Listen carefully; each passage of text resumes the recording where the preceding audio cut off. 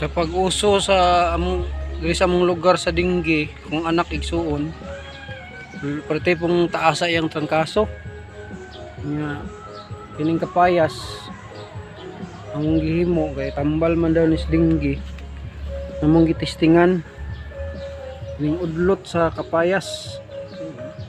Among gitistingan kining udlot sa kapayas. Galoyan sa Ginoo ang trangkaso sa akong anak.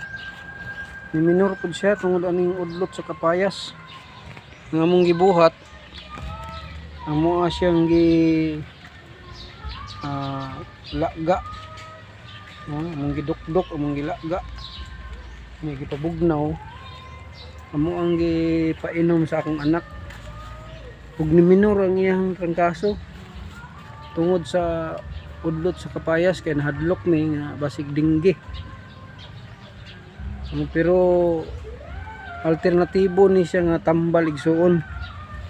Kung sa inyo ha mulala ang sakit sa inyong anak na trangkaso, mas maayo gid siya nga ipa-check up gid siya sa doktor para sigurado.